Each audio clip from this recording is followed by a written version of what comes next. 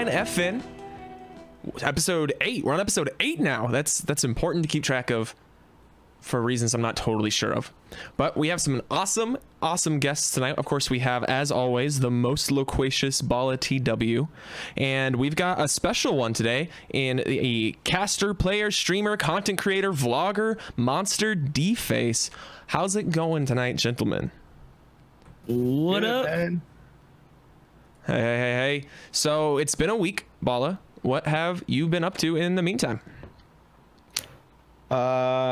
Most importantly, getting back to the gym. Pretty exciting. Monster's been dieting. I got back to the gym now. I'm gonna catch up with you, my man. Good to hear. Besides that, I'm still working on a couple of different things that I'm like new shows, new kind of things that I'm gonna do on my stream, and catching up still, and like working. I'm trying to think about ways to fix the practicing. That's like the most important thing that I've been working on. Literally just all fix my it time real quick. yeah, just fix this. Fix everybody not playing, people like all this crap that we're doing. No, but it's good. It's good. I'm excited. Where have you been running your, like, when you say practice, are you talking like scrims? Yeah, like the practicing, like all overall. in NA, in EU, it's all shambles everywhere. I'm sure it's shambles in Asia and Brazil and everywhere else too, because nobody's running customs correctly yet. So anyways, we can get into that in the show if we want to. Yeah, settle down, sit back. MonsterDFace, thanks for coming on the show, man. How have you been? What have you been up to this week? Oh, I've been doing great, man. I'm actually also trying to bounce back and just get my life balanced together, move from the East Coast to Central. Yeah. It's been quite the journey, but your boy went overtime, man. Like, I packed and moved all within 24 hours. Like, I wasn't playing, dude. I loaded up the truck and literally the next day by 10 a.m., I drove it one shot. We had like 16 hours on the road to get to Texas so I could like load up and be ready. So. And the next day at 10 a.m. you were streaming. Yeah, and then the next day, yeah, I was ready. So I'm the kind of person, like, dude, I don't like to have overhead, man. If I got something to do, like, let's get it done, right? Especially if it's a big project. So moving's a huge project, obviously. So knocked it out, man. So it feels good to finally be home after obviously 10 weekends of traveling. So yeah. How is the new home? How is all that? I'm seeing the stream upgrades, the green screen, hey, man, the green chair. Walk around, right? I can stand up, dude. Do what I want to do. Yeah, it feels good to just be able to flex my, I guess, creative freedom, right? Just not being held down by a lot of things that I was held down by before, especially spacing being one of the major ones. Having more of that room to play with has really just allowed me to feel a lot more comfortable. Yeah, no, I totally get that. I can't even imagine what I would do with more space. I don't know if you know, my apartment, it ends where the camera ends. That's just it. Yeah. That's all there is. I feel it. So like my old setup, like literally, if I leaned back in my chair, I was probably hitting my wall. Like, wait, what chair? I don't see a chair. It's green. Chair. Where'd the top of your head go? Ah! All right, well, I'm really happy to have both of you guys on. We normally start with patch notes for the week, right? And the patch notes for this week are very, very short. It's here's the drum shotgun. MonsterDFace, Balla TW, either of you guys have any? I mean, you haven't been playing with it for long, right? And it seems like the kind of thing where you kind of have to force yourself to take it a lot to really have enough experience at this point to have much of an opinion. But what are you guys thinking so far? First impressions. Go ahead, Monster. I'm interested in your thoughts first here. Yeah, I guess. So from the outside looking in, woke up, patch day. First of all, I gotta like pick a bone with Epic. They stopped tweeting what time they're gonna put the patch out. So yeah, they're on break. They're on break. They're on vacation. No, so like you don't get to complain at all. They're on vacation. Like, I have a track record of being on time with these things. So I'm just waking up. Oh snap, patch is live. Good, no warning. Anyway, so I get on Twitter or Twitch. From the outside looking in, I'm looking at people pub stomp with it, and it looked like it was crazy. Like, oh snap, it's gonna be dope for the loot pool, because if you think about it, having another great shotgun at a low rarity would be an amazing addition to the game, right? No one would argue having just decent options to run, period. With that being said, running it and playing with it myself, quickly realized it is only good for like literally box stomping players. If you're not chest to chest and really on the offense, catching them off guard, and it's probably not gonna go so well. If your opponent has mats and stuff like that, you can kind of out block it, if that makes sense. Sure. I find it to be on par with the tactical. I think the tactical is like in an okay place with the recent change, but I would probably still choose it over the tactical, only because if you find yourself in that kind of situation, I mean, hold left click. So I think it's on the low bar for me personally, but I think it's better than a tactical in the sense that it has a strong suit. It has a place, a small place. That's basically where I am, except I clearly, to me, I feel like it's one of those weapons where it's like, this is so that you could kill people in close range. You can stuff them and not think about your play at all. So it's not something that anybody who is very skilled would actually pick up and be interested in at all. But I did see a lot of people say it's OP, right? You said when you started watching, like, the pub stomp's potential with it was pretty high, but to me, like, even pub stomping with it just doesn't feel strong because of how little it does. And just like you said, if you have mats, like, all of a sudden it's useless. If you have mats and you're not in their box and you don't know your face tricks, you can't take walls, there's nothing you could do with it, right? It tickles you. It doesn't do anything at all. Well, it tickles you because it can't hit shots. That spread is so wide. So I don't know. I agree. I would take a white tack over a blue drum shotgun. Okay. My only take on it is, like, so the reason I wouldn't take the tack over the shotgun is because, like, the tack doesn't do very well with low ground peaks. Neither, obviously, the drum shotgun definitely doesn't. So, like, if you're taking those kind of low ground peaks and whatnot, you're putting yourself at risk with a weapon like a white tack or a blue tack or whatever, because you're not going to do much damage anyways. You're better off praying for the optimal position, which is like a chest to chest box battle, which in that case, I do think the drum gun's, like, DPS is pretty disgusting because of the fire rate. You can really, burn someone down. So I don't know. I like the drum gun, the drum shotgun. I could see a game where they take the gray tack out and it's the new drum shotgun. Yes. It's not terrible, but, like, it fits in the game in a way. I think that I wouldn't be super happy with that, just because, like you said, Balla, like, it really rewards a style of play that, like, ultimately, if your goal is to, like, have the game inform how to play the game itself better, it feels kind of counterintuitive to, like, have weapons that are just like, game design perspective. Yeah, from a game design perspective, it feels like a bad idea to just have a thing that rewards you, but still not really for making, like, the mediocre play, right? Of just, like, getting in their box and seeing who can out DPS who, right? Oh, I see what you're saying. Yeah, I get it. Like, the drum shotgun being a thing makes it so that people think that it's a good play to get in people's boxes. Yes. Yeah, I have a drum shotgun. This is what I should be doing. They see success with that at whatever level, and very quickly they're going to realize that is not what they should have been practicing. You know what I mean? Like, everyone's different. Every situation's different, but from just like what it pushes. Ultimately, I feel like this is one of those weapons, like, it might be slightly higher on the tier list for a lot of people, but, like, I feel like this is one of those weapons that's just like, oh, it got added to the game, okay, and people pick it up if they have to, or they're having a really fun day with it and they're like, yeah, I want to play with the drum shotgun, but like a revolver type of thing, like, oh yeah, it's in the game, whatever, nobody cares. yeah, I hear that.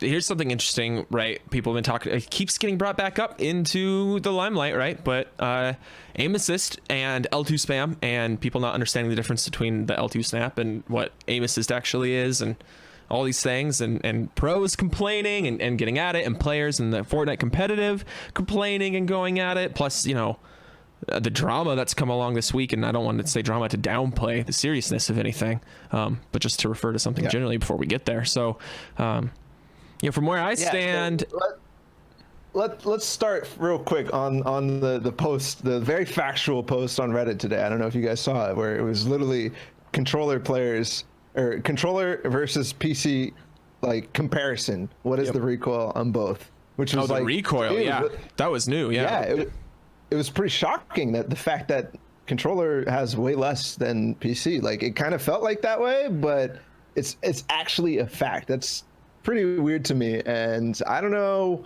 that thread was also really weird because everybody was just basically saying, oh no, it's not a big deal, or so, that's how it felt. It was like nobody was like, what the hell, this is completely wrong. Like, I didn't know where people were feeling about it because everybody in there was just like, yeah, whatever. I don't know, I feel like I saw a lot of negative comments. I'm literally looking at it right now, and now it all makes sense, dude. You know how much times I run out of like actual mouse space? No, think about this. This week, so like the last 2 weeks, I have changed my sensitivity. I've gone up probably like 0.20 up. Yeah. Because that was like a 0.044 or something like that, relatively low with the 800 DPI, whatever. And I would always run out of mouse space. So I'm like, damn. So I've been kicking my way up because when I flick or when I do this, or if I'm spamming AR, I'm literally holding down and I'm like, I'm out of space before I even dump a clip. And I got to pick up a mouse and reset. So I dumped up my sensitivity. I'm like at 0.066 now. And you Someone know, in chat want to do the math? Get us EDPI numbers here. yeah, whatever that means, dude. So, but I went up a little bit more because of, like, I've been hitting this wall with like recoil and flicking and just running out of space. Just doing if it you all. look at that, this also dates back to, like, remember the Stormwing? The literal bloom on the Stormwing was like a tight cone of fire for controller players. Who knows why? Did that even ever get fixed? It never got addressed. It never got fixed. It was like it was probably like the same I didn't realize thing. that. That's a good point. So there is no there. First of all, the secret of like recoil on console was already debunked during that time, but I guess it like went under the radar because the Stormwings were taken out. This is a good point right here. I think this post is actually dope because it kind of exposes like the mechanics, the system in play right now. And I get it. Like, it's easier to quote unquote aim with a mouse, in my opinion. But when you have the assistance of like a different bloom or recoil pattern, now you're talking advantages playing in different ways. Yeah, it's like think about how many times you see a controller player jump in a box and then like it looks like headshot. Like, if you ever watch Aiden or those like crazy shots, like it's straight, like it looks like a beam, bro. Like they're walking through, and it's a reason why people say, oh man, like if you watch controller gameplay, it looks butter smooth, right? It doesn't look shaky, raggedy, none of that. Part of it's that the 360 movement you got going on. You can run strafe like at a crazy, disgusting angles, left and right. But another part of it is now obviously your actual cursor is not being thrown around the map. So that's crazy to kind of like see it and put it into perspective. Yeah, what's kind of bonkers to me is that it's totally based on input too, right? And not like I could maybe see it if it's like on consoles. Not that it's a good idea, but like it would make a little more sense in my head if it was like specifically on consoles. But the fact that it's just controllers in general, no matter what you're playing on, is super weird to me. It's tough, right? Because it's not an argument of is it too good, because I think the answer obviously is that it isn't too good, right? Like these effects, the cumulative effect of them. If it was too good, we'd have people swapping to controllers, right? We'd have way more controller players. Not that we don't have a decent amount, but we'd have way more, putting up fantastic numbers and stuff. So it's more of like to me anyway, it's more of like almost an ethical like mind problem, right? Of like, it's obviously not too good, but does that mean it should be there though? Well, here would be the final test. You plug in your controller, you queue into a game on your PC, and then you just play you do the recoil test with your mouse and see what recoil when you fire I think that's what he was doing, though, right? Device makes a difference. Yeah, I think that's what he was doing. He was literally unplugging. You can hear the unplug sound. Unplugging his controller, plugging his mouse in, unplugging the mouse, plugging the controller in. So it was like literally in the same game, which is pretty crazy. But what I'm saying is having both in, like controller plugged in on the side, then you jump on your mouse and you do the spray test and see what your recoil is. Somebody needs to run that. I'm almost willing to bet the mouse. Yeah, I'm almost willing to bet the mouse is gonna not have recoil. Yeah. Literally almost willing to bet. This whole thing is like it comes after the day after like Issa posts this clip, where he's playing without aim assist, and I've been saying that forever. The top controller players are just ridiculous without aim assist. Like the aim assist is just a little bit of it's just like a little push in favor. Like maybe not. Like watching Aiden, it might not be the same, but the top Aiden is obviously top, but back when PAX West, I was like, oh, that's L2, that's L2, that's L2. But like watching them play without aim assist is crazy. What the heck, regardless. That whole thing was crazy. If you watch Perfect Tilt without aim assist, he's the same. the thing that he was trying to get at though was that aim assist, like people, no matter what you post, will always, if you're a controller player, will always downplay how good of a clip or how good you are as a player just by L2. And they'll make jokes, but it's still downplaying your accomplishments as a controller player. And that's what he was trying to get at. So a bunch of people hopped on and were like, oh no, man, aim assist, it's OP, but like it had nothing to do with his clip. He was just basically trying to prove what these guys are doing to him. And it was really funny to me. It did obviously devolve into craziness, which I want to talk about that in a little bit. But what are you guys' thoughts on that post? Because there's the thoughts of he shouldn't have posted that. He's trying to prove something that's not true, or he posted it for a specific reason or whatever. I'm curious. Again, like it comes down to what you think the role of aim assist is, right? And or you know, what defines whether it's doing, if it's too good or not good enough, you know what I mean? But I guess the sentiment is no matter where you sit on that spectrum of like it's required because the controller's shitty input for a shooter, right? Like it's just controllers suck, so it's required, right? Or you're on the other end of the spectrum of like controller players can do it, and if they want to be able to do it better, they should switch to keyboard and mouse, and that's the end of it, right? Like no matter where you are in that spectrum, you still have people putting you down, you know, like you said, downplaying your accomplishments. And I think that that's a totally fair thing to, you know, from my opinion, to push back against, right? Like I still did this thing that like even if you wanted to just remove yourself entirely from the equation, if you wanted to think that I myself am better than him and I'm a controller, I'm a PC player or whatever, right? Like that person still did better than the majority of people who play Fortnite, right? Like they're competing against millions more people than I'm competing against, you know, when they just hop into a non-arena match or whatever. Like that's still an incredible accomplishment, even if you want to slice it at its worst. And I just don't get, you know, denigrating those accomplishments from any perspective, right? I don't know. What do you think, Monster? I think it's all a bunch of bull, and you shouldn't have did it. Nah. listen, my team. Tim, I need one of those on the show. You got to bleep out all my. I'm on it. My take is, Issa's a savage, and I think he's, you know, he has a fragile ego, right? If you got to prove to everyone that, like people that need this reassurance from other people to like make them, you know, seem like good or whatever, like Issa just needs to just sit back and just say he's the best because he's one of the best, period. And he didn't need to prove it, but I thought it was dope, man. The fact that he just kind of said, hey, you know what, I'm gonna turn off aim assist. And I watched the clip. He was dumping on players. He was popping crazy quick edits without, you know, because if you guys ever play controller, there's an assistance on the edits too. So like he was doing everything without the need of aim assist, which in my opinion is a feat in its own. And I mean, I respect him, period. Like I don't think he needed to do that though. That's what I'm saying. Like I don't think he needs to prove anything to anyone. Like, bro, World Cup, I don't know. I feel like he kind of does, right? Not necessarily for him. You talk about his ego, right? But like there is a thing for everybody who plays on controller, and I feel like the entire controller identity is very much based around being put down, right? They're like, there's a negative connotation to being a controller player, for sure. Like we see it everywhere.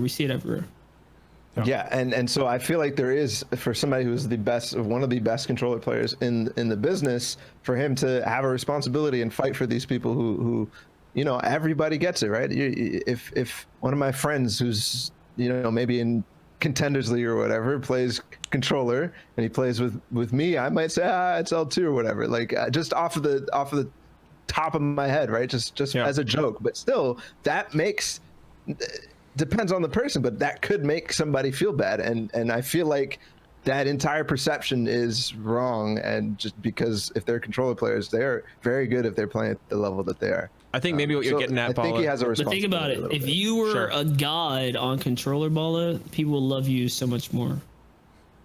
Because it's hard to do. I think I respect people that are really good on controller, in my opinion, way more than people that are really good on PC. I think the majority of people do 10x harder than playing on PC. Yeah. So when someone downplays them, I'm like, bro, I don't know why you're even downplaying that guy. Because the way these guys press these buttons is disgusting. Like, it's really, really hard to do. Yeah, you could argue muscle memory and all that stuff, but nah, man, there are so much more limitations on controller that even with a quote unquote small advantages, I don't think it's remotely close to the advantages you gain for being disgusting on PC. You know what I mean? I feel like the gap is just crazy. I think, you know, maybe what you're getting at, Balla, and correct me if I'm wrong, is that like an individual joke is a joke sometimes, but like what we have here and is borne out by all the immediate responses to Issa's original post is this almost like streamer or competitive Fortnite culture of like, this is a bad thing. Yes. Like controller players are lesser, which like you said, Monster, like I totally disagree with, right? Like, you know, I don't know. Most people would, and are we for or against controller driven tournaments? 100% for. Controller driven, as in 100% for. Controller only, platform specific tournaments. Oh yeah. Like, On a heartbeat. players. Yeah, like Yeah. I think that's only smart and fair. Like for control players, I don't think it is ultimately going to affect PC players that much. We'll just find some new reason to complain about getting lasered off our launch pads, right? But I think that man would has be a model low. Here's the thing though. How many and you know, there's probably already a poll out there. How many controller pros want that to happen? Because like you said, Monster, there's a lot of extra clout that does come along with performing well in a scene you shouldn't be performing well in, right? Like being the outlier. And then if you're just the top of the console players, does that get even worse, right? Like, yeah, he's the best of the console players, right? Like kind of a thing. Yeah, I want it specifically. I don't want it to be the main thing, right? I don't want a World Cup for controller players. I agree with a vision of, to some extent, of everybody playing for the same thing, but they need a place to play, man. There are so many people who literally can't compete at all because they're on a console and they literally.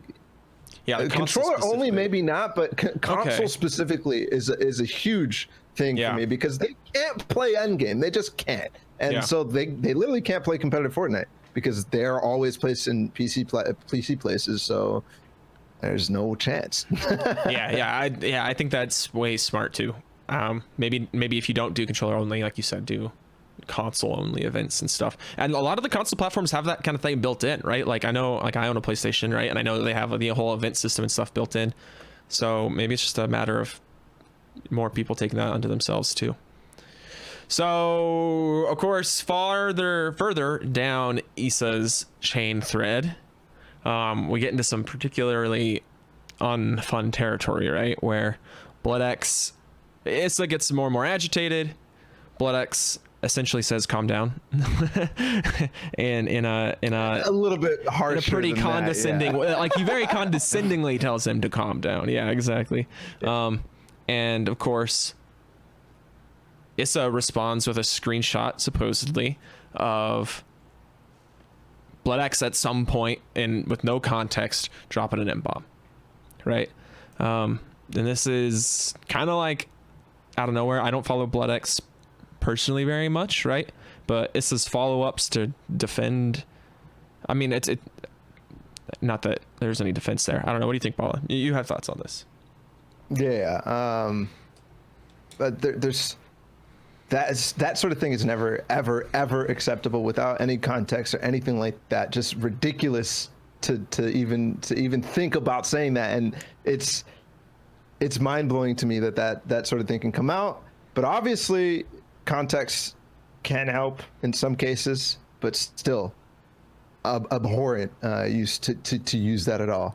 And to me it points to something that it's systemic in the gaming community, and that people don't understand. People say, oh, it's just a word. Oh, it's just a word. You can say that about anything, but this is a symptom of something that is really, really deep in our community. Gaming, Fortnite, anywhere in particular, anywhere really in gaming, you will hear people using this by reflex or just in their normal vernacular, and it shows that we're not past racism in the gaming. It is a serious thing right now. And to see it pop up in Fortnite is kind of sad because I thought we were good. We were ahead of this kind of thing. Obviously, I've heard people say some stupid stuff, but yeah. But on the flip side, the way that Issa did that, like that he's like essentially has just blackmail just like on his computer, ready to go for somebody who provokes What if him they flip? Is also ridiculous. Also, just as serious, right? Because blackmail is not okay in any sort of sense. So if you're screenshotting people saying stuff in private conversations and then posting it later whenever they piss you off or whenever they start an argument with you, that is not okay. Yep, exactly. Exactly. No, yeah. If your underlying intentions at any point is to like save Arsenal, that's ridiculous that someone would go that far.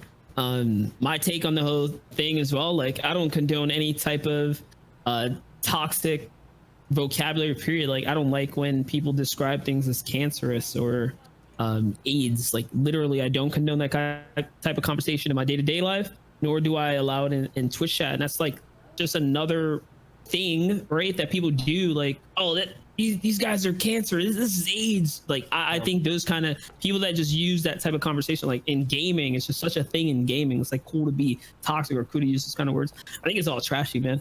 And honestly, we can go like way past that, just like as young adults, right? Just getting into adulthood, period. But you know, with time they'll learn. I mean, you saw E11 made a response to all this as well. They kind of put out a soft tweet saying that you know, they're looking into it, because you know, another thing is like you can take Discord and you guys know how you've probably seen the post. You can always tweak something. So like, unfortunately, you can't rely on screenshots. Like it's so easy to Photoshop stuff. Like I literally Photoshop stuff for Monster Talk because I like clean up the tweets or whatever when I post things, like just so it can look better, presentable. But the same thing can go. Someone can make something look completely terrible. Like you can just make things up and make it look like a screenshot. There's nothing you can do about it. Yeah, it's kind of like two separate issues. Right? Context is so important, though. Yeah, context is so important. And sure, BloodX has denied it. E11's going to look into it. Whatever. But what was something you said about, like, you know, not handling or not taking some specific words in your day to day? Like, people need to be aware, right? We're in 2019. People need to be aware of what, like, you can say that is going to be bad, that is possibly considered a slur, and that's something that in my opinion, like, the OCE scene doesn't realize yet. But they call people monkeys all the time, and I'm just like, every single time I'm just like, guys, like, you guys got to be careful with that. Like, you can't be saying that. You come to World Cup and accidentally call somebody. I mean, even from being from New York, like, I'm not gonna repeat it, but like, there's just small things that you say is on a day to day that's like culturally acceptable, like right where I'm from in the hood, whatever. But like when it comes to this online internet, like you're looking at a vast number of people that someone can easily take offense to like anything that you say. Throw back to the Tfue thing, like all the way back when, right? When he was like pubbing or whatever, and he called this dude, I don't even remember what he said. It was a raccoon or something. And he shortened the word, which is like by dictionary, it's an actual word. Yeah. For raccoon, but like I said, just someone takes it out of context, the mass people feel some kind of way, bro. That's it. Like you're gonna get shot down for that.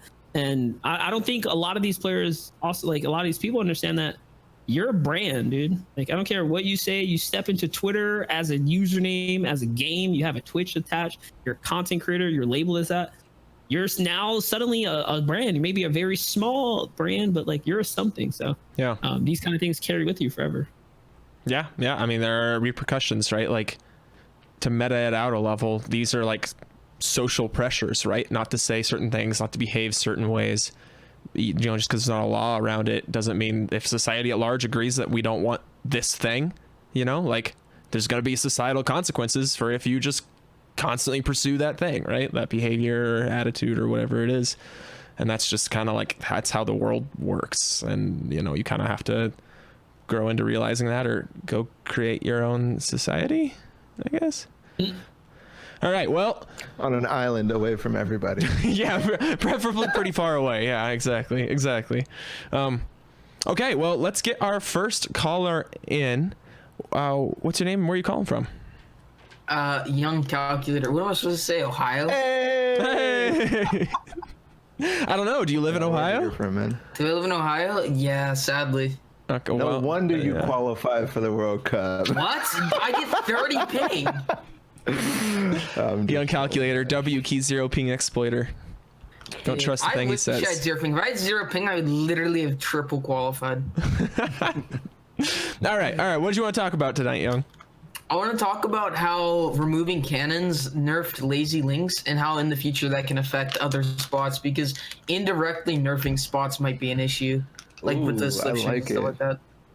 Yeah. So, I mean, I think that the crux of this isn't really deniable, right? Like Lazy Lagoon is worse. I don't know how much worse, but it's worse without the cannons, right? Like with all the other forms of mobility, like it's still viable, right? Like I don't think it went from like, it maybe went from like a great drop spot to a good drop spot, maybe, but it's still a good drop spot, right? Like, what do you think, Balla? I think if you want to like get into how map changes affect landing spots, like there's even more important ones, like when the pirate camps in general were set up, and like outside of Fatal Fields, that pirate camp on that little mound next to the bridge, that was a fire landing spot. And then suddenly pirate camp left, all the chests went with it. They weren't necessarily dispersed fairly. I think you got like a drop shift off to the side. And the loot is always getting changed like that. But it's about adapting, man. If you go way back to Greasy Grove days, I mean, who used Slender? Was it Bizzle and Demo? That was like Greasy Grove, and then they evolved. They jumped onto the next hotspot. Yeah, they literally did it in week 4 of the skirmish when they ended up. Like have been winning. We've been through way worse. I think the whole thing with the cannons being taken out the game though is more of a blessing in disguise. Though, how many people died of the bug that it's like consistently like still in the game, right, being chucked off the side of the map? I think that's why cannons were removed from the game. If I had to guess, it's just some underlying issue there they couldn't fix. But I don't think Lagoon was affected to the point to where it was like it's unplayable because you still have all the guys who's there. So, like a dope spot, and you have the ballers. So. Is that like it removes a dynamic element from that spot that makes it less fun to drop there, in my opinion. I still think that it's a great spot, but there is no dynamic anymore, right? You can't ditch with the cannons. You can only ditch with the RNG ballers, and you can't push people with the cannons, which was one of the things that was like, okay, cool, we looted quickly the ship, now let's quickly take the tower, right? That sort of thing. Or let's quickly get up on the plateau so that we can keep these guys inside of the town and then start a pinch, right? That dynamic is gone. That makes it less fun, but I don't think it's still a good spot. Maybe the town is kind of trash now. The town might not be great because that spot, like getting all the way across the other beach, is very difficult. But it sucks specifically that the cannons were taken out there. Anywhere else, I don't care. I could care absolutely zero about, actually. But the other element to the question, which I think is super, super interesting, is how these how these changes affect everyone else on the map, right? So Calculator, you're talking about specifically Lazy Lagoon. I'm curious what you think has affected other places because of Lazy Lagoon losing its cannons. You talking to me? Yeah, you, man. Okay, what is it lost or what? No, I'm saying like, so you talked about like how it affects other areas, right? So other areas you might be dropping the hangar or the little spot up top with the different, I don't even know what that's called, the little lagoons. Like what? How does it, what are you, because you said it can affect other places on the map. What do you think that it affected? Oh, I was talking about like them removing items which indirectly nerfs other spots. But it does nerf other things too. I don't know. What? That was I didn't have any answer prepared for that. This was for you guys. God damn it. You're supposed to be calculating the things, man. Listen. I'm not, this isn't my podcast. This is you know what? Get him out of here. Timmcd and MonsterDFace's podcast. All right, man. So no, in all seriousness, like it can affect other spots, right? You're not rotating as fast out of Lonely Lagoon because you don't have the cannons, right? You have to walk more. So those people who would normally not get like north of Lazy Lagoon or on that beach up there because everybody else would already loot it, they now have extra loot. They now possibly are not taking any engagements for a little longer, and now they're stronger. So it does buff other spots. I think mostly the Lonely Lagoon spot buffs other spots. That's it. What do you think, Monster? No, I agree. I mean, every interaction matters. If you really think about it, Fortnite is at its core an economy game. Every second you're not using to quickly gather max materials, you're falling behind slowly but surely. And a big change is when you remove a mobility that is available to everyone. So specifically in that situation, yes, just one player can max out on wood if you get all the pallets. If the teammate at that point was then to jump in a cannon and boost across, he'd then max out on the opposite of the beach almost instantaneously. You're talking time difference now. So now players have to travel together slower and you fall behind. At the end of the day, it's like a math equation. If you take out movement period, you're hurting the players that land there all in all. And you talk about like movement and in places that were really hurt, Pressure Plant probably faced one of the worst ones. They had like the entire middle crevice like blown out. I thought when the volcano was there, you can go into the volcano. It was pretty dope. There's a lot of loot there in a condensed area, and then you can make a move. But like the way the new Pressure Plant is set up, like, there's only like one good spot on it. So yeah. I don't think the map in general, the entire Fortnite map is just not balanced at all. There are so many places that are clearly way better than other areas. Whether it be just how many chests are there or how many chests are just close by one another. Like, sure, you can argue that some points of interest in the like Polar Peak area are just broken because the shacks or the wooden lodges have just a ton of chests in a small condensed area, and you can also be naturally hidden. Like, there's just so many arguments, but I think we'll never hit a point where the Fortnite map is going to be fair, and that's okay because you roll your dice, dude. You pick your poison. You land where you want to land, and you make the best of it. So, well, it's even more deeper than that, right? It's not just rolling the dice. Literally, the way that people play and the way that people land affects how good a spot is, right? Happy Hamlet might be the best spot on the map, like statistically, but because 8 or 9 or 10 people want to drop there, it's all of a sudden the worst spot on the map. Yeah. So like, it's very imbalanced, but we as players make it super balanced. Yeah, it's like I think all the competitive players have a fair understanding and respect for what it takes to hold certain points of interest, and certain people are down to macho up for it and risk it for the biscuit. And I think those are the players that you see come out on tops, like, you know, consistently. Yeah, it's the balance of imperfect balance, right? Like, perfect balance is boring as hell. There's a reason why rock, paper, and scissors aren't all as equally as good against each other, right? Like, that's just how you make a fun game. And I think that if we're gonna praise anything, Epic for anything, like, it's, I think, how like fun to be in the Fortnite map is, for me anyway. And kind of touch on the dynamicism of the cannons and what they kind of added to Lazy Lagoon. I don't think I'm inclined to agree with you that the cannons are maybe a removed monster because of a bug or some interaction they weren't happy with, or something they're going to be adding soon. They're not happy with how the cannons interact. That kind of foresight would be sweet, but I don't think they're shying away from dynamic POIs. I think if anything, they are. Well, you can look at the design of Mega Mall and the new Tilted, right? With so many different ways to move around quickly within that space, right? You've got the exterior airstreams, and you've got the bounce pads and stuff inside. So I don't think it's part of any grander scheme of like, we don't want people to be able to like move around quickly within their POIs or anything sinister like that. All right, thanks so much, Calculator, for bringing. Oh, he's gone. He's gone. The demands. We bored him to death. All right, well, let's bring in. Basically said this ain't his podcast and left. All right, I got our next caller in here. What's your name? Where are you calling from? Yeah, I'm Architect, and I guess I'm from NA West. What's up, Architect? Hey. Glad to have you back, man. What do you want to talk about? Thank you. So I'm kind of going to stay on the topic of trios and squads, because I feel like it's kind of up to date. Sure. So I've been noticing while I've been like playing scrims and stuff that solo plays are like not a thing.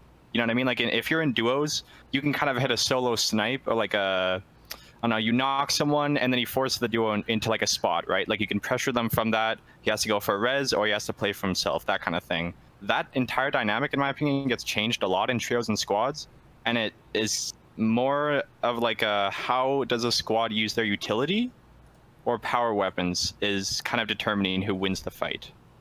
Like, it's not solo plays as much like it is in solos, in my opinion. Which I think is like mode is designed, right? The idea of a larger team is that each individual is less impactful, right? Like, right. matters less individually, right? Like, I think that's like the joy of what I'm like super looking forward to in trios and stuff, right? It's less interesting to me to watch someone get knocked by a heavy sniper and then that's the end. Like, all right, well, you're gonna get pushed or spammed until the guy dies, and then 2v1 and you're done, right? Like, I'm super looking forward to these more engaging plays, people using their utility to do more than just force damage, right? Suddenly creating space with stinks becomes helpful if it means that your solo guy on the flank isn't getting pushed now, or like whatever, right? Like it just opens up to more decisions, because the decision of leaving the fight also becomes more important, because losing one guy matters a lot in the end game. And then, heaven forbid you lose two guys in something like trio, right? Trios. So I'm really excited about that. I'm excited about mid-game engagements being more than just who gets the immediate advantage on, a single player gets tags on their shield and is like, sweet, we got this fight, push it, right? Like, and more interesting outcomes more often to these fights beyond just full team wipe, move on. Right. I also feel like, sorry, unless Balla was gonna go. No, go ahead. I've also noticed that, like, so I think you guys talked about last time on the podcast about Scented and Edgy, how they got griefed, right, by the ballers like quote unquote griefed in a sense, right? I've noticed that as a trio or squad, you can grief a team, like an entire team, right? And you can just slowly pick them off through that, depending on your positioning, and it's also depending on your utility. Like, the setup will be much more strategic in a sense that, like Tim said, it's not going to be like, oh, I hit a heavy snipe, full send on the team, like spray while running, pressuring. It's going to be like, oh, hey, I want to position high ground because we have like 20 nades. There's a team below us that's going to catch all our nades, and we want to like set something up in that sense, much less than just like a random kind of knock. I mean, the real question is, they're really griefing if you have the advantage over another team and you drop them because you can. I mean, in my opinion, is it's not griefing if a duo holds another duo out to the storm and then gets the kills. It's just like it's a strategy. you know what I mean? Like you got to play for the points. At some point or another, people have to die. And the more players you put into the game, I feel like like you said, less people are gonna have the confidence to push in when it's quote unquote time to push, which means there's gonna be more condensed, a lot like end games, which is ultimately also gonna lead to just more like I guess frustration, because you will hit a point where like everyone's on top of each other. How do you keep a trio moving together, molding together, right, rolling together, when you have explodes and chaos and builds? It's probably just going to be way more frustrating to keep up with in that sense. But I don't know. There hasn't been enough of, I guess, practice, I would say, to really get the underlying dynamic of what it takes to be a successful trio yet. Right. So it's still going to be interesting to see how things unfold. I think to your point, though, like about quote unquote griefing, it is way harder to move as a squad or a trio, just like you're saying, in endgame. But even in the normal games, it is way harder to move and rotate as a squad or as a trio, because not every one of you has the mobility. Not every one of you are going to move at the same time, or not every one of you are trying to move in the same paths. Like, sometimes you want to take separate paths to cover a lot of space. Actually, that's a very common tactic, is trying to spread out so you can cover space and make it so that nobody is trying to take control over you. But even like moving zone, like half in, half out, it is so difficult to get from edge zone to half in, half out unless you guys all combine and perfectly sync a launch pad or anything like that. Like, if you don't have any launch pads, you are having a hard time getting in, because if you try to tunnel in, so many people are focus firing on you. Every single time one person decides they want to shoot you, it's now 4 or 3, right? It's not just 1 or 2. It's literally 4 or 3, so it makes it so difficult. Yeah. But in terms of the original question, I'm just as excited as you are, Tim, about like those tactical and strategical plays. But I am a little concerned with clutch plays. The moments where you can 1v, you're by yourself and you win a game in a duo game. I don't know how much we're going to see of that. We're still going to see clutch plays, solo in a trio, literally like getting a bunch of points from placements or one-off kills every once in a while, but they're almost never going to be able to clutch all the way through. But that just makes it more exciting to me. And also, whenever like one of those myth moments happens where he wipes full ghost squad, you know what I'm saying? Like, dang, now that is content. Yeah. That is cool. And that's an interesting thing too, right? Because yeah, like I generally agree that if the meta ends up being 3 people, you know, the team that the trio that gets on top early, it's, you know, what we saw in squads a lot was that it's very hard to take high ground from a squad, right? Like that's super difficult in moving circles, right? And if that stays the same for trios, that stays the meta with whatever items we're playing with at that time and stuff. Yeah, like 3 on top versus 1 guy on the bottom who's been scrapping out and losing his teammates, like that's going to be a near impossible clutch. If though tactics come about, items, whatever it is that enables people to challenge and threaten teams on the top so that your end maybe looks like 2 guys still alive on top and 1 guy on bottom, right? Or like 1 guy, you know, 2 solos left in the end, then we might still be able to see some pretty interesting clutch plays. It's going to be really dependent on how that meta shakes out. I think if it stays the same right now, then yeah, like that's going to be something that you're going to see a lot less of. I think we need planes for trios. We need planes for trios. Oh God. We need planes for trios and not ballers. There needs to be a way to instantly kill people. Get him out of the Discord too. Like, it's not an episode of Hotline FN until we kick somebody off and then bring them back and say sorry. Are you being serious though? You think planes are a good idea? Yeah, I do. Okay. I think there needs to be a way for one team to say, we want to fight right now and get an immediate advantage and then dive on a team and wipe them. But before you do that, Tim, I want to hear Architect's opinion. What? Just on yes planes? Or no? Okay, yeah. Yes or no, Architect? On planes? Yeah. Yes or no?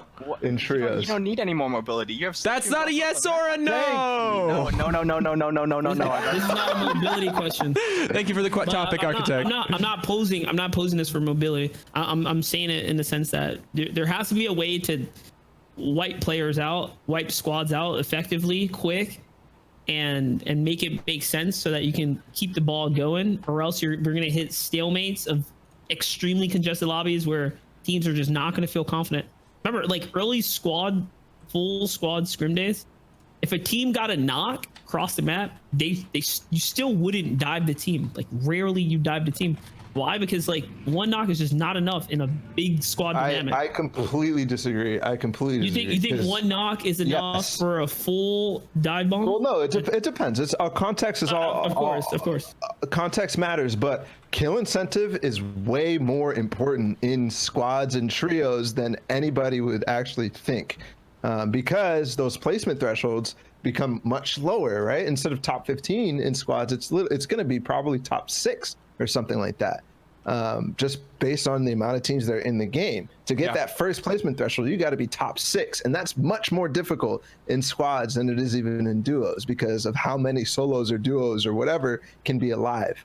And then on another token, to catch up in these games and to actually be relevant. I'm speaking from experience at the Microsoft tournament. If you weren't fragging out and if you weren't getting 10 kills in a win, at least, you were not being in the top 3 at all. You were so far behind that you had no chance. So literally, when you had an opportunity to fight a squad with no chance of third party around, you would take it. And we did that multiple times because we had to. We literally had to fight.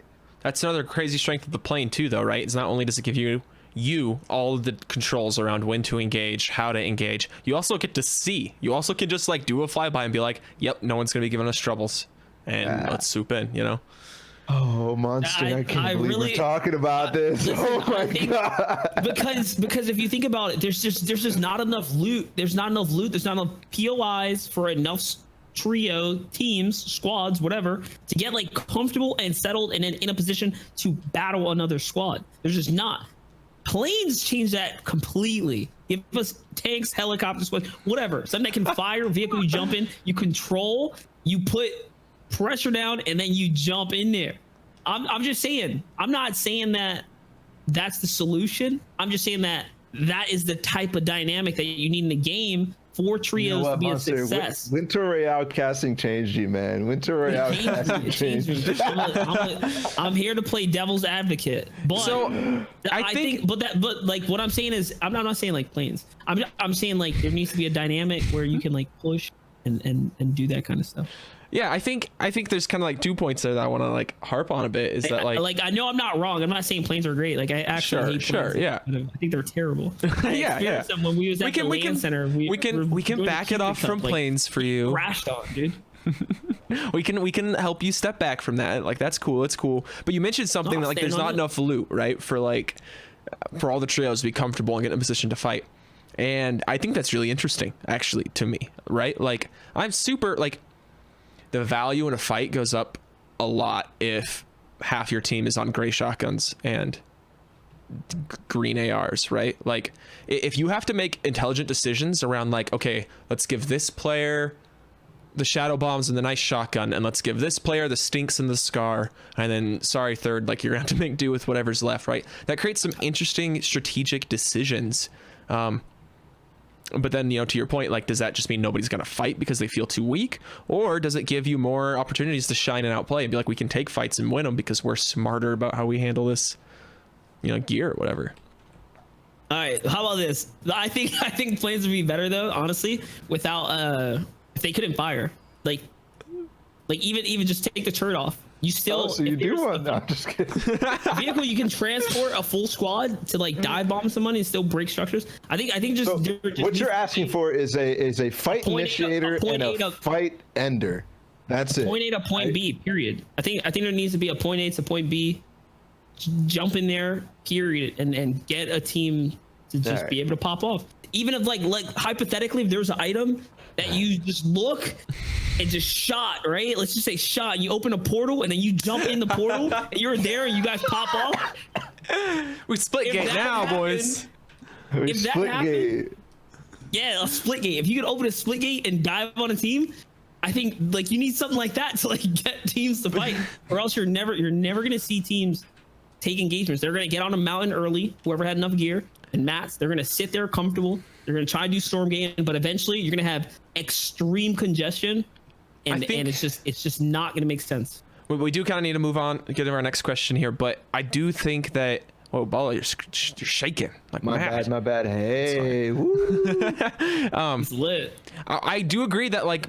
And there should be more incentives for fighting in the mid game, especially in team-based modes. I don't think that the answer though is to give like such one-sided engagement tools. I think that the game generally is in a pretty healthy spot regarding engagements, right? Like there's so many ways to like force a fight that you want to take and just prevent people from saying no, right? I think that I would rather see that in the form of like, rather than items that just let you say no, you have to fight me and give you the upper hand. I'd rather see items or changes that incentivize everyone equally and not just the guy who got the split gate item or the team that found a plane or the guy with the sword, So let's bring in our next guest here. How you doing? What's your name and where are you from? Hey, my name's 50. I'm from New York, actually 5 minutes from the World Cup venue. So. Whoa, my boy. Do you have your tickets? I mean, I was hoping there was mandatory passes, but it doesn't look like it. So no, no as of current.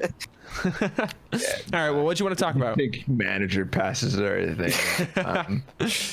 That is naive. That is very naive. Yeah. All right, what's your question, boss?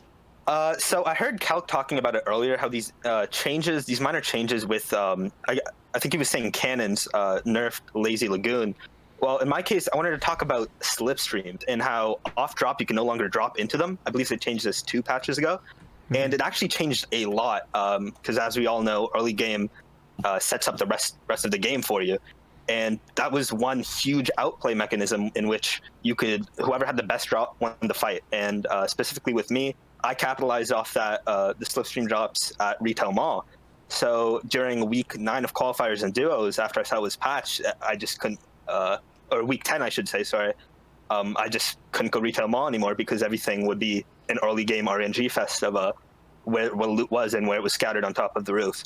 So I wanted to talk about basically how these inadvertent changes actually like diminish the quality of early game and the setups of the games for competitive players. So to kind of broaden this a little bit, we're talking about the Slipstream and not being able to dive into it to land and get lower and get on the ground faster off the initial bus drop. Yeah. Right. So basically, it's a tool that a competitive player who does his research knows and will use that and literally will win early game because he knows that. And I don't really think so. Obviously, a competitive player versus a competitive player who has that, it becomes the same thing, right? It's just whoever has the better drop. But there's so many people who literally couldn't do it or didn't know how to do it or didn't put in the time to figure out how to do it, and they would just lose because they don't know how to do it, which in my opinion is fine. It is totally fine. So that's where I want to bring this question is I feel like Epic clearly thinks that sort of thing is not okay, where somebody knows something or knows how to do something, and that makes somebody they're gonna win a fight because of it. In my opinion, I completely agree with that philosophy. I'm curious of what you guys think.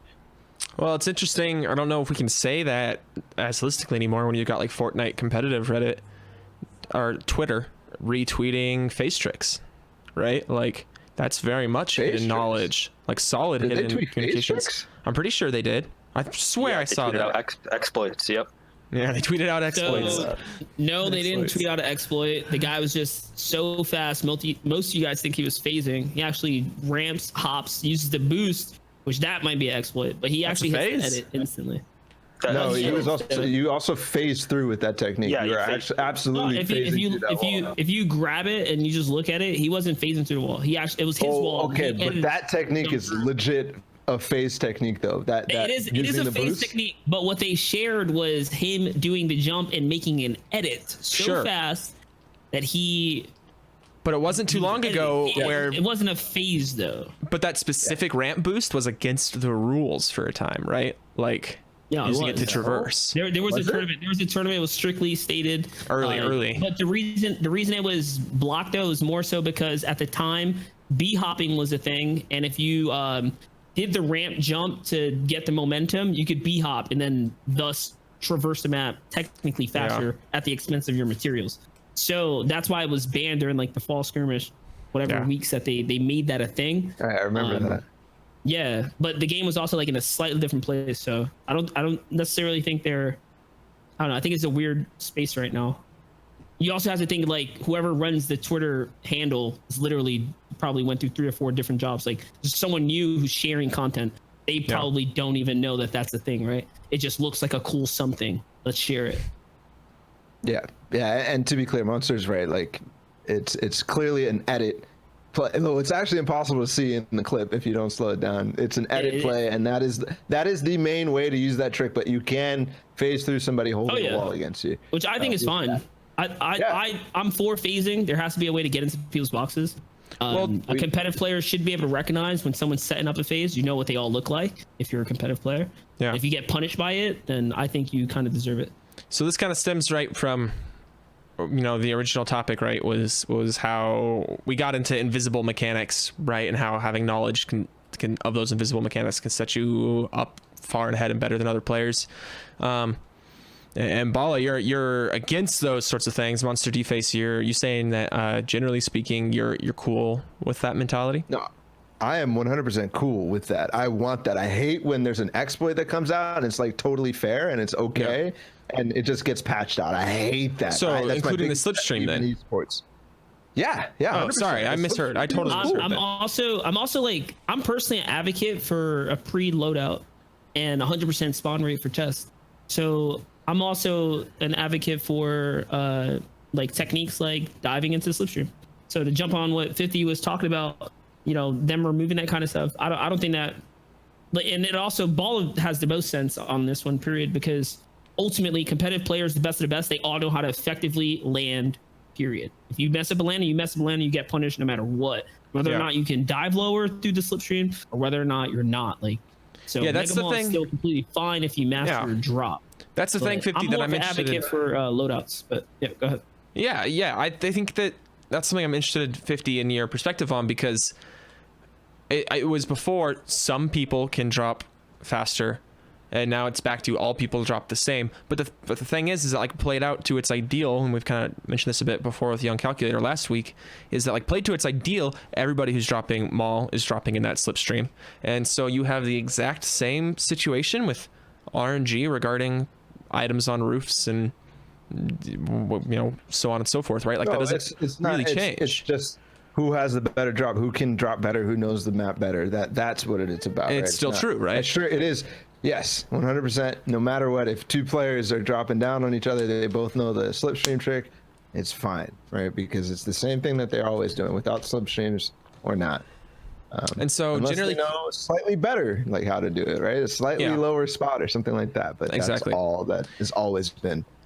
And because everybody drops off the same bus, taking the same path with the same information, like the same perfect information as every other player, as far as like what's available for you to know, like, you know, you've got the map, you know where the circle is, you know where the landing spot is and how the landing spot looks and stuff, that like I can't even imagine a map change that would trigger that. Like, that's not fair that some people are able to utilize this and some people not, right? Just by the way the game is set up, like a map change is fair just by the very nature that everybody gets to utilize that thing, whether it's falling into slipstreams, whether it's being able to drop lower over waters, especially along the southern part of the map, right? Like they could get rid of that feature tomorrow and it wouldn't be like, oh, they nerfed anything, because all it is a blanket change to everybody, right? Like, yep. Mind if I add something real quick? Please go do. ahead. Final thought. I'm just saying, taking that small change, miniature change, if you go back into the last week of duos, you got duos that moved out East Coast, like Pika and Rux, that land retail mall. There was myself and Nav, and there was Riverson and Anthony. And the way we were all practicing, even the qualified players were practicing through the slipstreams. One person would be in the air, just calling out, and the other person would dive straight into the slipstream. And the reason it was such a huge change for all of us changed our drop spot after that 1 week. Our duos drop spots, for the sole fact that it resulted in these RNG fights off spawn, because the way retail mall is constructed is that's an open area. Whoever gets control of the top wins it all. So with that being said, the loot spawns are very, very RNG and spread out in retail mall. So the fact of the matter is, if you get the better drop, so to speak, and you land on the lower part, for example, the western part, to get the quicker gun, sometimes there's not a gun there. And with slipstreams, you can eliminate that factor by dropping straight into slipstreams and going up immediately to scout out the entire area and get the gun first. However, doing regular drops, you're not going to be able to time your drop as well because it's out of render. You're not going to be able to see what loot is where, considering that where you drop it, it's all based on terrain, right? Say you're going across Dusty, you have to drop into Dusty to get a faster drop, for example.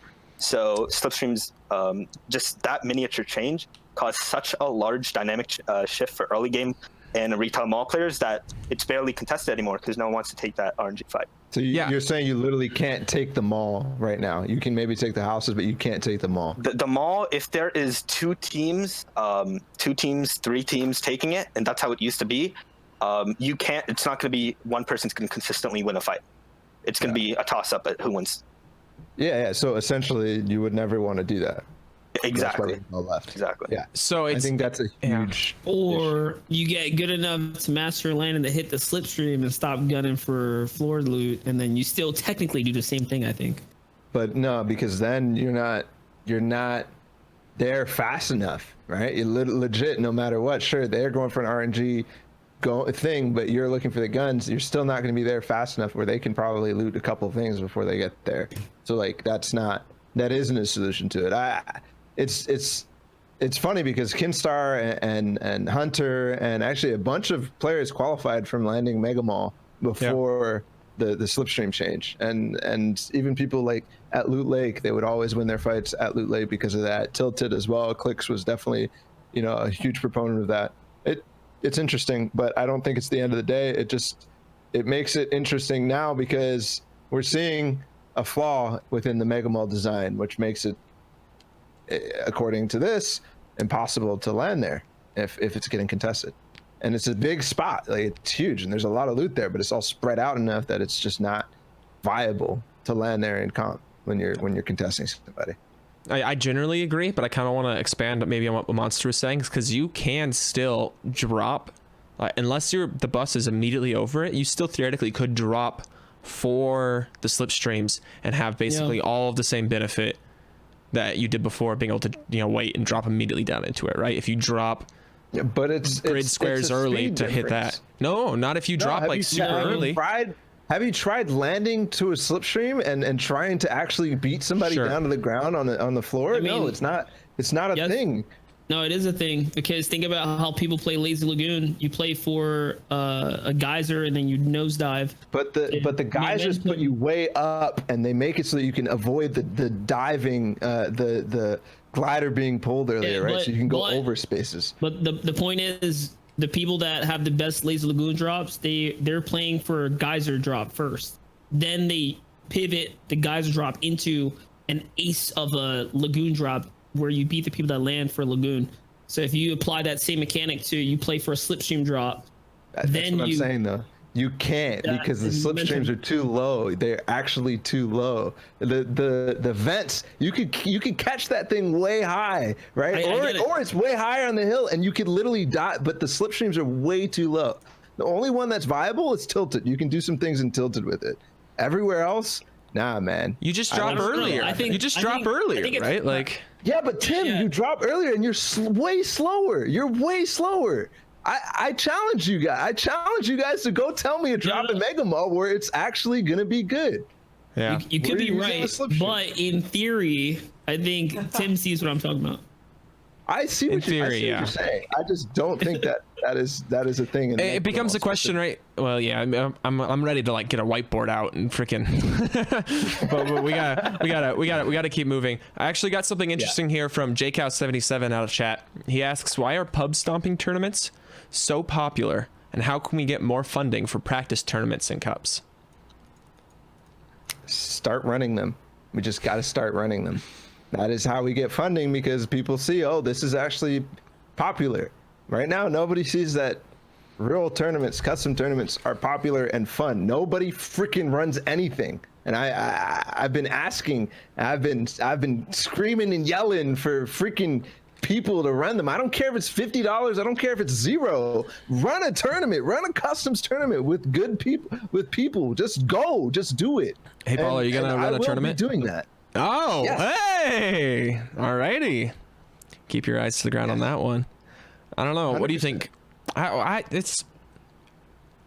It's tough, because I think it's also part because like playing in those events are oftentimes like unfulfilling, right? When people are screwing around by fourth game because, you know, you're either not making it into the custom lobby, or it's such a pain because someone who got, you know, the code got leaked and it's a hassle, right? Or even just down to the, I'm not particularly interested in being involved with this because I know the production without like tools and support from Epic themselves is like rough, you know, like people, like even you put in your best possible effort. There's still only so much you can do with that kind of a setup, right?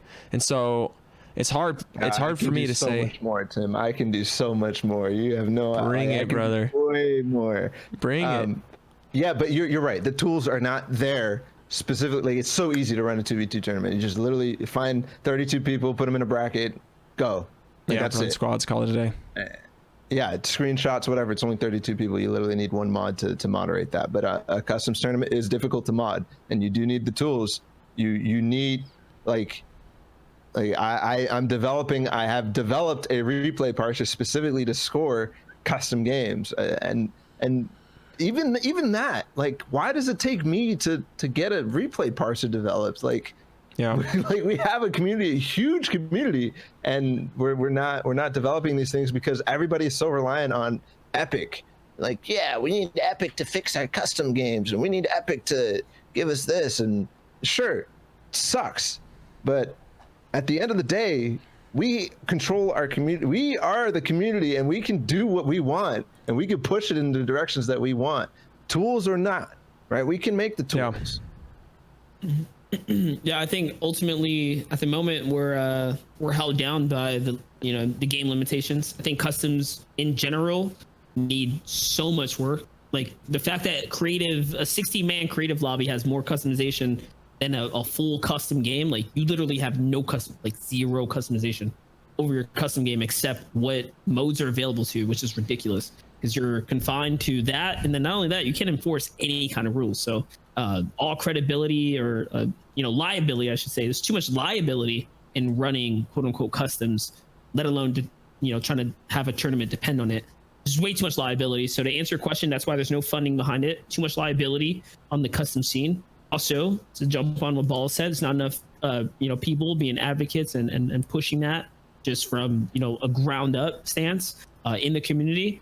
Yes, there's a lot of interest in people like Balla and myself to want to run these things and make them work and have a thriving, fun scene where people can tune in a weekly, bi-weekly, whatever, a monthly tournament, something that has, for people to look forward to. I don't even think it's like prizing is the issue. It's the fact that we're just held back by the system itself. The system itself doesn't set you up for success at all. I 100% agree, but like, okay, so I get really frustrated and passionate because I'm from 1.6, right? Counter-Strike 1.6. You think Valve did anything for us? I mean, sure, okay, sure. They were like, a starting point was probably a little bit better, right? Because they did have servers that you could dedicate. But we're talking about, and there was talking 100 players versus, yes, much smaller. Yes.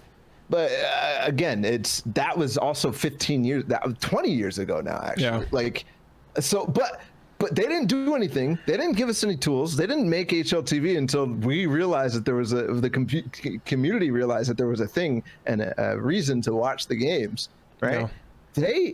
The scene is still run by third parties that develop tools, matchmaking systems, elo systems, scrim systems, league systems, because we needed it and we wanted it, and apparently we don't need it enough because nobody's doing anything. I mean, that's not true. Not nobody is doing it. I'm doing something. Monster, I'm sure you're thinking of things. I've talked to a bunch of companies who are interested in doing things, but that's why I get frustrated. Sure. In comparison to 2v2 though, that's something else that's like, I'm shocked that they're still interested in these, man. They are really, really boring. The only one I ever watch is Keemstars, and that's pathetic to me because I hate. I don't support. No, I don't support those tournaments. I think 2v2 tournaments, the whole pub stomp thing, it's appealing. To answer your question, the reason it's appealing is the action, the speed, right? In the sense that there's almost no downtime. Whenever you want to jump to a point of interest or a perspective or something, there's always something going on. So there's always action. You're watching a full story develop at all times. If we had the tools to run the same style, like a tournament, custom, whatever, round clock, where there was no downtime and there could be multiple, let's say, layers running simultaneously. If one tournament is ending or you're jumping into the next one where it's just booting up, you're getting that early game, that would destroy any interest in like watching two people destroy a public lobby. I don't know. It's way cooler to me. I've had a theory recently that the skill level of the competitive scene erupted, right? Like season 3-ish, and it just has been like nonstop exponentially, maybe until the last like 2 seasons where kind of people are starting to hit a mechanical peak of what's like just possible, like in the game, right? But we went very quickly from being a community that was like, yeah, Friday Fortnite is cool, like pub stomps are like a show of skill, to like, looking down on that, like that's you're fighting people who aren't trying their hardest, and like that's not, you're not like, sorry. I would just jump in that just to say it's because it was set up to be that way. When you have someone walk in with $50,000, you pick the most popular and you showboat them in front of everyone, you're going to get that. When you have summer skirmish, fall skirmish, all built around invite system only, you're going to only see who you think is the greatest. That's why Liquid dominated the entire era, was because they just were the best at, the pool of selected players. But once we got into that bend of open qualifier, Winter Royale, Blackheart Cup, and like the list goes on, suddenly that like the disparity just boom. The skill, instantly you see, whoa, there are way more better players, like way more. Now you see them, and yes, there were diamonds in the rough that were in the fall skirmish and the summer skirmish and all that good stuff. But most of them, literally, most of them were nothing. A lot of players were signed through that stuff, which respectively, good for them. Like they were able to be at the right place at the right time to make careers out of it. But it's because this is just what we were shown. So my point from an entertainment and viewership value, though, is more about the fact that, like, the competitive community blew up and moved on skill wise, and what's considered cool, what's considered skillful, what's considered interesting to watch. Whereas maybe the majority of Fortnite players, majority of people who are interested in watching Fortnite, they're still stuck in a spot their own skill wise, what they can recognize as skillful plays, at the level of, he got 20 kills, he's really cool, he's really good. Right? Like they're yelling at each other about how to chase down the most amount of people. That's the epitome of skill. either from what they're exposed to or where they're at in their enjoyment and knowledge of the game. What's enjoyable to them. It's about exposure. Like they have no place to play that matches anything that comp looks like. Right? They have no place. They have to go to Discord and join Atlantis Customs or anything like that, because even arenas right now at even the highest levels is not anywhere near what is going on in actual competitive Fortnite. So versus they can hop in squads with their friends. If we run a tournament, if they watch the Boom Cup, they're gonna be like, "What the hell is this?" Right? And that's because there's no way for them to experience it. There's none, because arena mode sucks. just frankly. That's why that is the case. All right, we got to move on. We're going to bring in our next talker. Whoa, buddy. My bad. I probably should have given him a warning. I muted him for now. Nice. So, hey, what's up, dog? Where are you calling from? What's your name? Yeah, I went to Jimmy John's.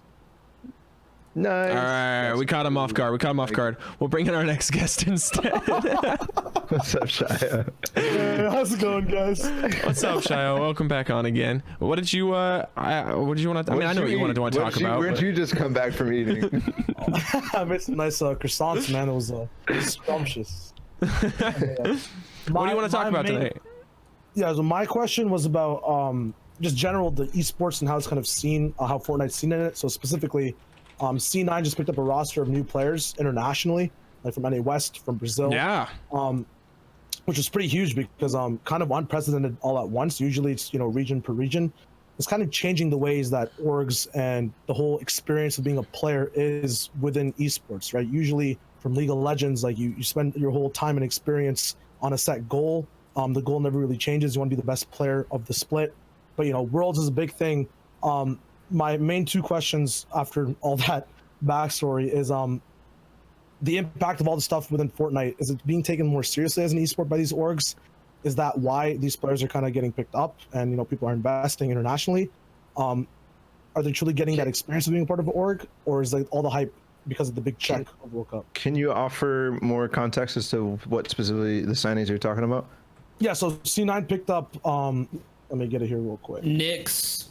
Yeah, Nyx. They picked up literally the top 3 Brazilian players. And then Snow, who's one of the World Cup qualifiers. And then West. Yeah. It was Nyx. It was Decans. Dracons, and then Dracons, Blackouts. sorry. And Nyx is 13, which is nuts. And he's signed if you ask me, I think Cloud9, on a business standpoint, probably made one of the best investments, period. If anyone knows Spanish community, Spanish community is crazy supportive of content creator. Most foreign communities are crazy supportive. So you think the English speaking communities support their bandwagon behind their people, like the Spanish ones, especially on YouTube and stuff, dude, their support is insane. That's why people like Lolito have an army of supporters. It's crazy, and it's just a space that can be dominated, especially if you have people to back you. So I think Cloud9, from an impression/business standpoint, probably one of the best signings ever. You pick up Spanish players that are amazing at the game, period. And then to ice it on the cake, you get a stab at the Fortnite World Cup. You get Snow from NA West, just so why not? And a couple of some of the Brazilian guys are qualified too. I mean, yeah, they're disgusting. They're disgustingly good, but not only are they good, they're where they come from just make them that much better on a business, a branding proponent, branding level. Signing people that are foreign it's legit. Yeah. Why try to rebuild what players already have here and have and there's no monopoly on it, but already have huge bases when you could just not compete with those guys, right? I was gonna say you could take any English player, sign them. It's gonna be almost impossible to turn them into a star. Yeah. In the English for Americans or the English speaking, it's already dominated. The space is saturated. Yeah. You take the Spanish audience, the crowd, that there's so much room. There's no Spanish competitive stars, right? Look at the French scene. That's why you have Keenstar. He is a star in the French speaking community, and he is the Tifu for them or whatever. So it's the same thing for Spanish. There's so much room there. So from a business standpoint, dude, I think Cloud9, dude, the team, so many other orgs should have been signed these guys like in, but you know, some people don't see it that way. But shout out to Cloud9. Yeah, it's also questionable though, because like Cloud9 has I don't know, like they haven't put any sort of effort or history into the Fortnite scene at all. So it's more like it could to me turn into one of those things where it's like, well, what are they doing? Like, and the Brazilian scene will legit be just like, okay, they got picked up, nice, and then just care about them and no exposure to Cloud9 or anything like that at all, because of how they've handled Cloud9 in the past. How many of you guys know Cloud9 has a Korean team? A Korean Fortnite team. Yep. What? Yeah, they have 4 players that are signed. A Korean. Yeah, they signed Fortnite 4 Koreans, and then they signed. They had like Shivzy. Was it Shivzy and Shivzy? Yep, all those guys. They had a few like other people on their Cloud9. That's when they had Blind. Yep. Blind Shivzy, so and they only had a few good pickups, like really good pickups that lasted them a while. So I'm curious as to what their decisions are behind Fortnite at all, and anything, because Cloud9 is very, very confusing. Because that was actually one of the teams back when 50 and I were trying to start a podcast, was we discussed Cloud9. They literally dropped all their players and didn't even release a statement. They were just like, yeah, we're done with Fortnite. No statement. Nothing.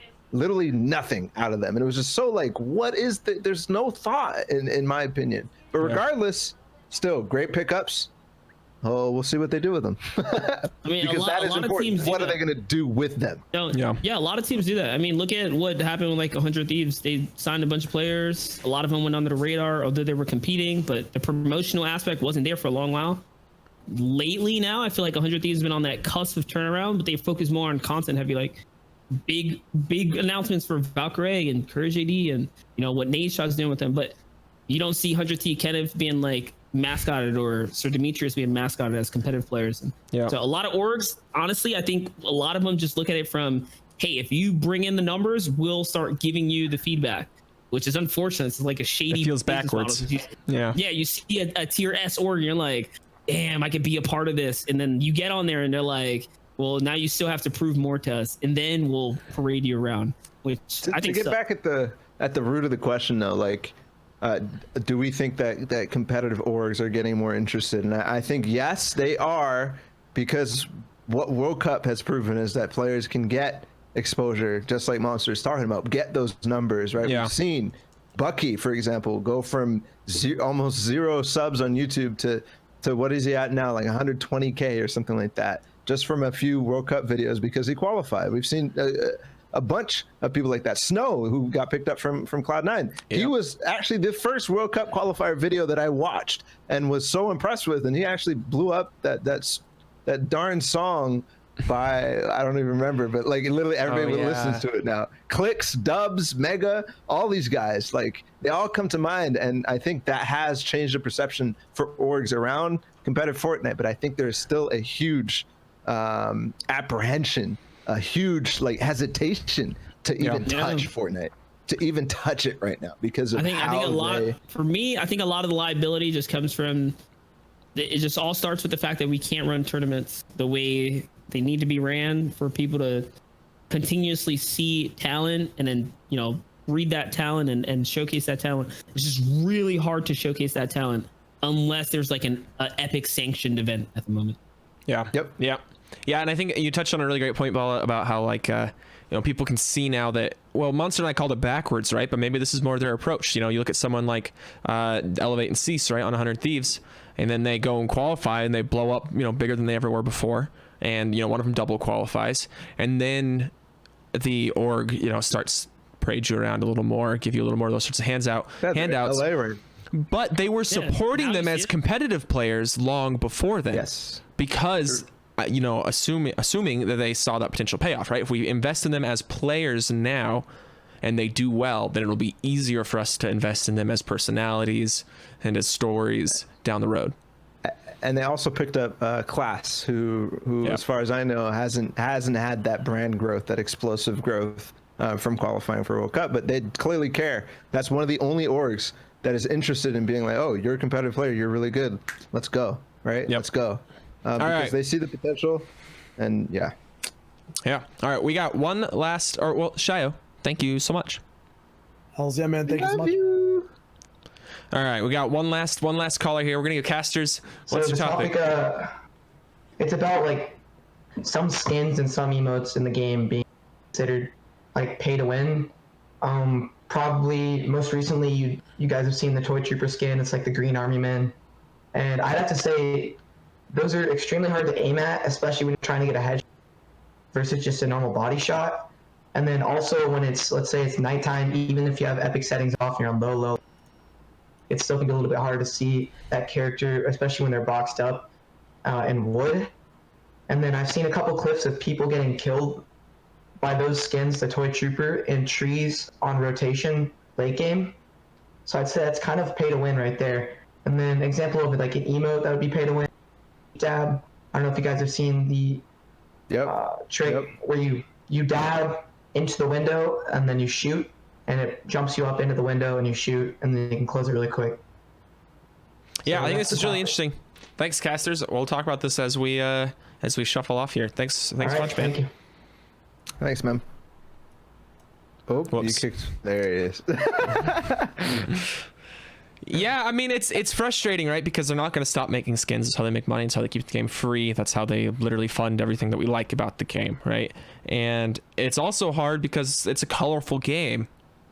Like these situations are going to keep coming up unless they very specifically start making efforts to outline skins better, or just refuse to use solid colors like they did in the Toy Trooper, that kind of thing. What do you think about this effect? Yeah. Competitive loop. I'm so used to saying competitive loot pool and not so competitive skin pool or competitive emote pool or something like that. And just man, whatever. Screw pay to win in pubs. Like, it's not even really pay to win. Like, it's pay to like it's maybe advantage. Yeah, like it's nothing crazy, right? It's not like you buy a base upgrade or your medal is better now because you bought an upgrade, right? It's not Clash of Clans or anything like that. Yeah, just split it up. That's all you have to do. Yep. I think in competitive specifically though, skins should be client side. Everyone should load in as a default from the opposite end. Period. Your side, you see your cool skin you want to play. Everyone you look at looks like a default. Period. Yes. I think how it's done like that since the inception of skins or models or anything like that. But that is completely not going to happen ever. I don't see that happening. No, it won't happen. You know, like we've seen them pretty much, put skins on people intentionally during tournaments so that, hey, he's got that new thing. Check that out. Is that your favorite streamer? The soccer skins are back in the shop. Yeah. So it's a thing, but Zexor's on screen when he's defeating tendinitis or wearing that skin. I think more importantly though, they've done a great job at tournaments making sure that certain skins are not in the randomization pool, the teddy bear skins, because early on it was an issue, so they recognized that, they fixed that. That was an issue at ESL. People were a little whip. Yeah. So that's like a thing that was fixed recently, at least from the epic tournaments that we've had. The randomizers are fixed. So it'd be nice to see the same thing going into Arena 2.0, right? Like, which we're still expecting in some form after World Cup, right? So that's another thing to maybe get vocal about. Imagine. So it would be cool if you go, like, when you ready for Arena, like, you cannot ready up with that skin, right? Like, yeah. Let's just say anything that could potentially block your screen or something, but they just wouldn't do it. You paid for it. You're going to play with it. In a lot of different. Hope for better balance. Yeah, in a lot of older games, you could client side force other people into specific models, right? Like client side, not just default, but client side. We're talking like Quake 3 and games based on its engine, right? Like you could literally just go in and say, I want all the enemies to appear as the brightest character with this shader on them or whatever, right? Which I think is too far. Also, on the other end, right? Like there's a limit to where customization is useful. All right, guys, that's all the time we have for this evening. MonsterDFace, thanks so much for coming on Hotline FN tonight. We really appreciate it. I hope you've had a good time, and why don't you let people know what you're going to be up to and where you're going to be getting up to it? Yeah, I guess as far as content and stuff, if you guys are looking forward to some stuff, check me out on YouTube, guys. I try and be very proactive with the content I put out and try my best to aim for quality. and just set a standard for the comp community. Other than that, holla at me at MonsterDFace, MonsterDFace. And once again, I'm not a plain advocate in the sense that I want to see you guys get wrecked. All right, so don't misconstrue that. I know someone's gonna attach themselves to it. I just controlled. Are you kidding? That's the clip. That's the clip I'm using to advertise this episode. Are you kidding me? Good. Yeah. You more than you guys are more than welcome to clickbait and look really bad to bring them in. I'm down. Don't worry about it. Brilliant. Well, thanks so much for being on the show, Monster, and I hope I'll see you calling in or on the show again in the future. Oh yeah. All right, Balla. Thank you, friend, for being here, for hosting with me. Always a blast. It was fun having MonsterDFace on. All I did was hit his camera, but it just feels like now I get to talk shit. now's the time. Not that we would. It's just the vibe I get immediately. He wants to bring back planes. Yeah, no, it's fine. Yeah. Nah, man, great episode. Always a blast. I'm really happy you're doing this. And yeah, having Monster on was awesome. And I know you can still hear me. He's the best. I love him. What are you up to, Balla? Yeah. Stop teasing us. Stop teasing us. What are you up to? I'm launching a new viewer. I'm bringing back viewer VOD reviews next week. It's gonna be dope. A new show where you have to submit some stuff with it, and I'm not doing like specific topics. It's gonna be fun. It's called Expanding Your One by One. I don't even know the title yet, but try again. Retake. Expanding Your One by One with Balla TW. Nah, it'll be a viewer VOD submission show that will start next week. It's gonna be awesome. Back to the roots, kind of, and then other stuff. Hitting the gym still, and we'll see if that trend continues next week. But you can find me everywhere at Balla TW, Twitter, Instagram, YouTube, Twitch. Posting tons of content there every day as much as I can because I love you guys. I love you. But yeah, great episode. Thanks, Tim. Thank you, Balla. Peace, bro. All right, guys, that's been Hotline FN, episode 8. I had a great time with MonsterDFace, great time with Balla as usual, and again, big thanks to all the callers. That's what keeps the show moving along, so we really appreciate it. If you enjoyed the show today, like and subscribe to everybody who was on it. People who called in, Balla, MonsterDFace, they're easy to find everywhere, and there's so much you can do for free that takes so little of your time to support these guys in a massive way, and of course, Hotline FN itself. Subscribe to us on your podcast feed, subscribe to us on YouTube, like our videos, and follow and subscribe right here on Twitch if that's where you're watching. We'll be back next week with episode 9. Make sure you hit us up, me or Balla, on Twitter. Let us know who you want to see, who you want to talk to, who you want to engage with in this format, because it's a lot of fun. See you next time on Hotline FN.